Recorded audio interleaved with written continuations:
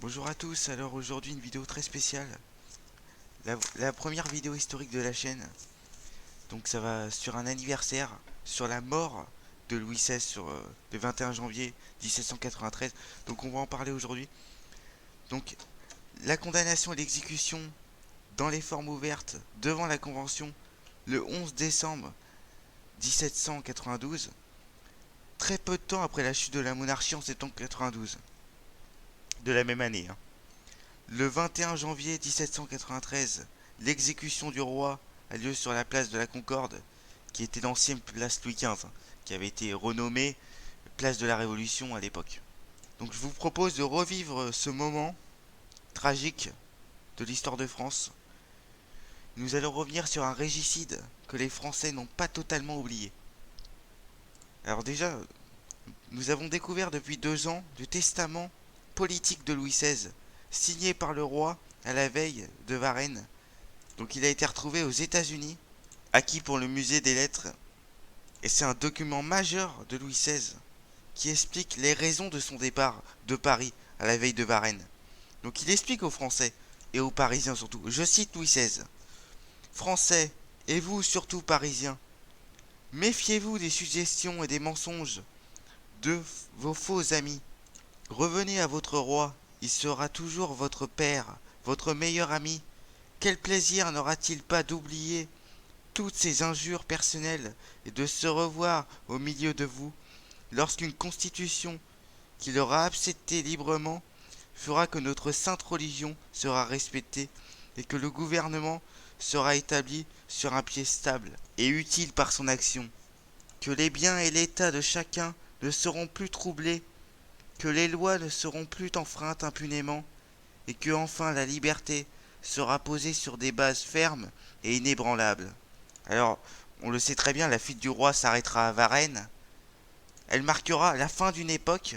Le 10 août 1792, les sans-culottes parisiens viendront prendre d'assaut les Tuileries, où réside la famille royale.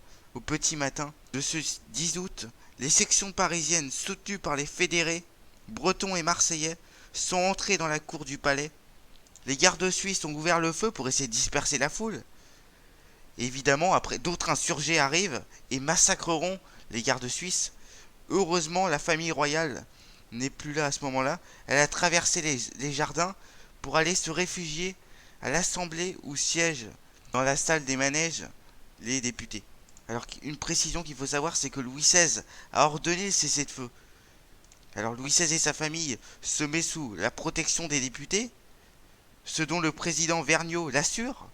Mais le problème, c'est qu'au terme de la loi, l'Assemblée ne pouvait pas siéger en présence du roi.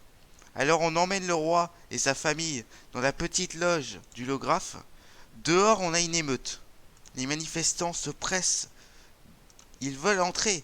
Les députés, qui sont là aujourd'hui parce qu'ils ne sont pas tous là, n'emmènent pas large. La tension est présente. Dans sa magnifique biographie de Louis XVI, Jean-Christian Petit-Fils fait le point sur cette journée. Alors je vais le citer. Un pouvoir nouveau issu de la rue, des sections et des clubs populaires s'était imposé.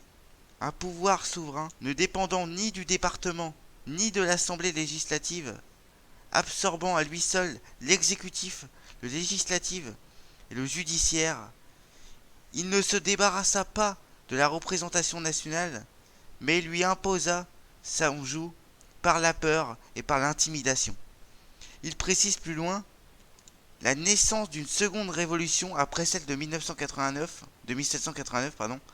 c'est celle non pas de 1793, mais bien du 10 août 1792, qui finira par la dictature du Comité de salut public. Bien évidemment, cette seconde révolution présentée comme populaire n'est en réalité pas du tout populaire.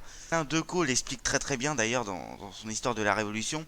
Par ailleurs, 288 membres de la commune insurrectionnelle, il n'y a seulement que 2 ouvriers. La plupart sont des médecins, des juristes, des avocats, des gens déclassés qui se sentaient humiliés par la société de l'ancien régime et qui ne trouvaient pas leur place. Alors très vite, on proclame la déchéance provisoire du roi, le conseil exécutif provisoire est nommé, on réunit une convention nationale investie par un pouvoir constituant, On veut créer une nouvelle constitution. Le roi, la reine et ses enfants. Alors, on va les loger dans une loge au couvent Les Feuillants. Madame de Campan raconte ça, je cite. Je crois voir encore. Je verrai toujours cette petite cellule des Feuillants collée sur de papier vert. Cette misérable couchette, d'où cette souveraine détrônée nous tendit les bras en disant que nos malheurs, dont elle était la cause, aggravaient les siens propres. Alors pendant ce temps-là, à l'Assemblée, on a un bras de fer entre l'Assemblée et l'Hôtel de Ville pour savoir où on loge le roi. L'Assemblée propose le palais du Luxembourg, vous savez, le palais construit par Marie de Médicis. La commune préférait, elle, le Temple. D'ailleurs, il y a un beau château 18e au Temple, mais il y a aussi une vieille tour médiévale très lugubre. Alors Marie-Antoinette, en apprenant la nouvelle, dira à Madame de Tourzel: vous verrez qu'ils nous mettront dans la tour, dont ils feront une véritable prison. J'ai toujours eu une telle horreur pour cette tour que j'ai prié 1000 fois monsieur le comte d'Artois de la faire abattre, et c'était sûrement un pressentiment de tout ce que nous aurons à y souffrir. Elle avait vu juste. 13 août à 6 heures du soir, accompagnée par des milliers de soldats à cheval, la famille royale se dirige vers le temple en voiture. Alors, il faut 2 heures pour y aller, sous les huées de la foule, évidemment. Alors, ils arrivent évidemment dans le château 18e. Alors, Louis XVI, à ce moment-là, est un petit peu rassuré. Alors, il donne les appartements à sa famille. Et au moment où la famille royale s'installe dans les quartiers, les délégués de la municipalité leur expliquent que la famille sera, en fait, à la prison du temple, la vieille tour médiévale. Alors, au début, on les installe dans une petite tour accolée à la grande, chez l'archiviste de l'ordre de Malte. Ils sont gardés par à peu près 8 gardes municipaux. Alors certains sont très grossiers comme Jacques Leroux, qui n'hésite pas à chanter des chants révolutionnaires en pleine nuit pour réveiller la famille royale. On a aussi Mercereau, un ancien porteur de chaises à Versailles, qui allait se vautrer dans le canapé de la reine et dans le fauteuil du roi. Quant au Guistier, il jeta, dit-on, des bouffées de fumée à la figure de Madame Élisabeth, la sœur de Louis XVI. Mais il y avait aussi des gardes beaucoup plus corrects avec la famille royale, évidemment. Donc, ils vivent dans une simplicité. Il y a un climat familial même qui s'installe. Le roi fait réciter à son fils des passages de Corneille et de Racine, notamment. La reine apprend la tapisserie à Madame Royale. On dîne sobrement. Et puis on se promène chaque après-midi, tristement dans la cour. Le soir, le roi fait réciter au dauphin la prière suivante. Dieu Tout-Puissant, vous qui m'avez créé et racheté, je vous adore. Conservez les jours du roi mon père et ma famille. Protégez-nous de nos ennemis. Donnez à Madame de Tourzel les forces dont elle a besoin pour supporter les maux auxquels elle endure à cause de nous. Alors pendant ce temps-là, le nouveau régime est en difficulté. La Nouvelle République, tout juste nommée, est en guerre contre les Austro-Prussiens. D'ailleurs, dès le 2 septembre, on apprend que Verdun est assiégé. Et donc, ça se tendit totalement. Et c'est à partir de là où il y aura les massacres de septembre, vous savez, où il y aura 1400 morts, dont beaucoup de royalistes. Mais on en parlera plus tard. Le 20 septembre, c'est la victoire de Valmy, le retournement militaire. À partir de ce moment-là, la Convention a relativement changé. On a beaucoup plus d'extrémistes, Robespierre, Danton, Marat, Demoulin. Nouvelle assemblée hostile à Louis XVI. Les royalistes ont totalement disparu de l'assemblée. Les Girondins qui faisaient figure de gauche ont été remplacés par les montagnards d'extrême gauche. D'ailleurs, à ce moment-là, les Girondins sont plus à droite de l'Assemblée. Le 21 septembre, la République est proclamée. On transfère la famille royale dans la Grande Tour. Le 29 septembre, Louis XVI est transféré tout seul dans la Grande Tour. Et le 26 octobre, le reste de la famille royale le rejoindra. Alors, les conditions se sont vraiment endurcies à ce moment-là précis. Alors, on a retiré à Louis XVI son valet de chambre et on l'a remplacé par Cléry. Alors évidemment, la vie reprend son cours, évidemment plus durement. Et c'est à ce moment-là où on a saisi des documents, des registres des mémoires, dus au sacre des Tuileries que que j'ai évoqué précédemment. Et donc le 1er octobre, la Convention crée une commission de 24 membres chargée de l'inventaire de ce qui avait été saisi. Alors force est de constater qu'on a un climat de haine anti-monarchiste, et dès le 6 novembre, on remet le rapport à la Convention sur les crimes de Louis Capet, vous voyez déjà, les crimes de Louis Capet, on y va fort quand même. Le 7 novembre, l'avocat Mail transmet un rapport beaucoup plus détaillé, beaucoup mieux détaillé, beaucoup. Donc Louis sera jugé sur ce rapport. Saint-Just, orateur hors pair, il est partisan de la mort de Louis XVI, qu'il appelle le tyran d'ailleurs. C'est un des plus forts partisans, un ami de Robespierre d'ailleurs. Mais des députés plus modérés ne sont pas d'accord avec ça, ils ne veulent pas tuer Louis XVI. Donc à partir de ce moment-là, rien n'est décidé encore à ce moment-là. Le 20 novembre, le ministre Roland découvre aux Tuileries, entre la chambre du roi et celle du dauphin, une cachette fermée par une porte de fer. C'est la fameuse armoire de fer. Alors on va réussir à l'ouvrir, cette armoire de fer. Et là, une nouvelle commission de 12 membres qui vont trier 726 documents, notes accablantes qui prouveraient la duplicité de Louis XVI dans les affaires diplomatiques ou ecclésiastiques.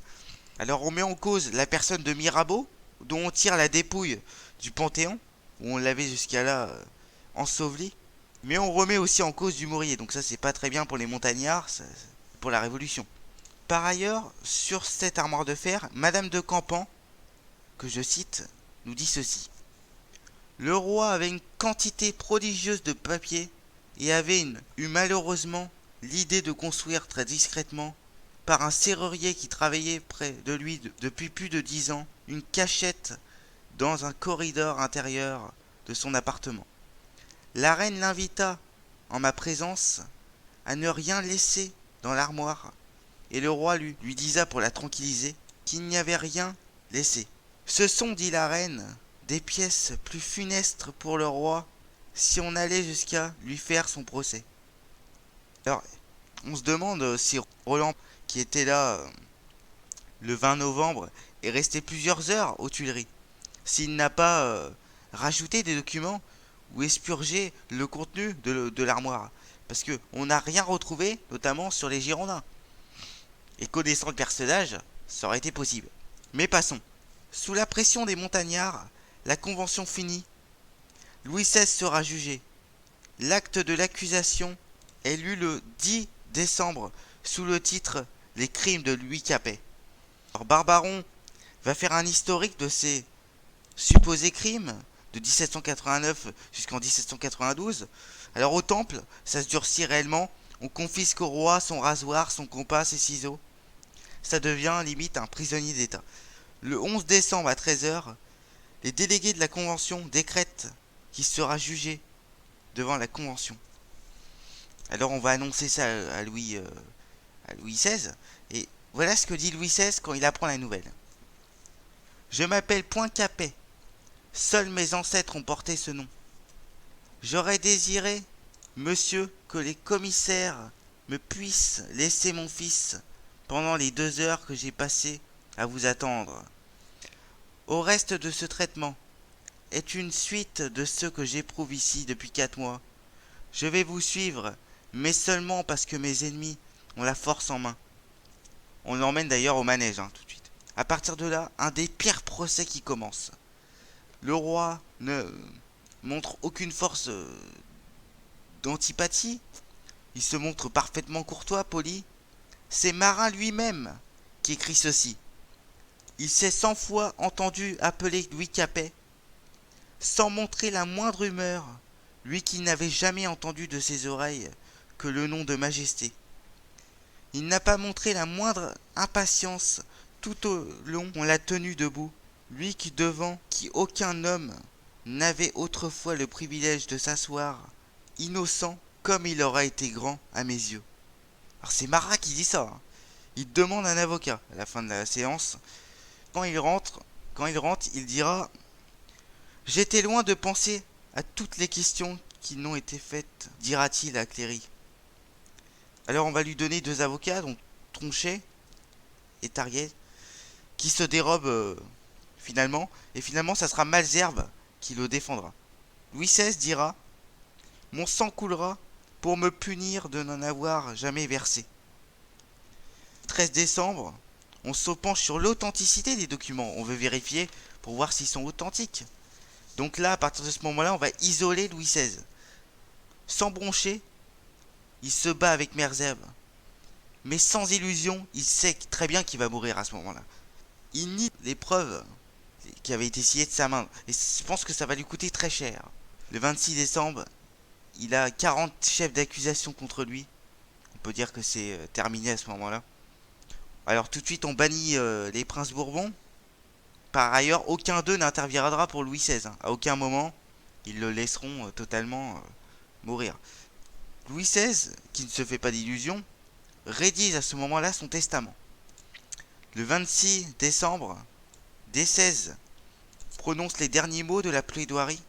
C'est devant l'histoire que je m'arrête, dira XVI. Alors, la Convention va débattre de 3 questions. Donc la première question c'est: Louis est-il coupable de conspiration contre la liberté publique et contre la sûreté garantie par l'État? Donc là, on a 741 voix contre 691. Donc le oui l'emporte. Le jugement sera-t-il soumis à la certification du peuple? Non. Alors, c'est important parce que si il avait été jugé à ce moment-là par le peuple, Louis Capet, donc Louis XVI, aurait été sûrement sauvé. C'est pour ça d'ailleurs que la Convention refusait que le peuple s'exprime. Vous voyez, à ce moment-là précis, il y a une preuve irréversible que la révolution n'a pas du tout été faite par le peuple. Parce qu'on ne lui demande même pas son avis. Bon. Passons. Quelle peine Louis Capet a-t-il encouru? Alors, on commence à voter le mercredi 16 à 10h30 et on termine le 17 dans la soirée. On a eu 17 heures de débat. Vous voyez comme les passions se déchirent quand même.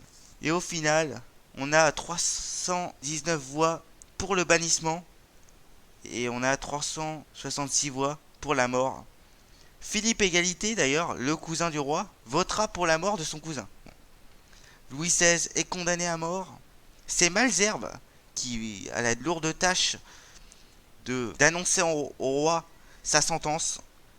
J'ai vu sa grande âme tout entière, dira Malesherbes.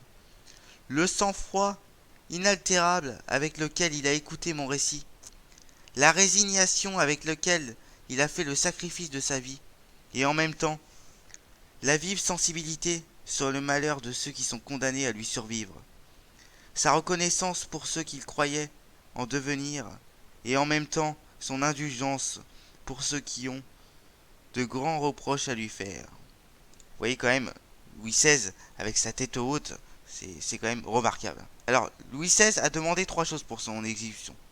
Un confesseur, qui lui a été accordé, des garanties pour sa famille et son personnel, qui lui a aussi été accordé, et un sursis à l'exécution de 3 jours, afin de se préparer chrétiennement à mourir. Ça lui a pas été accordé, et c'est Garat qui lui annoncera d'ailleurs. Alors, on va pas parler évidemment des adieux avec sa famille, qui sont évidemment déchirants. Alors, le lundi 21 janvier, le jour de son exécution, André Castelot raconte ça avec beaucoup d'émotion. Je vous lis. Louis tremble un peu, dit-il. Mais c'est de froid. La porte s'ouvre. Le général Santerre, suivi de commissaires et de gendarmes, qui le rangent sur 2 rangs, entre bruyamment dans la pièce. Vous venez me chercher, demanda le roi.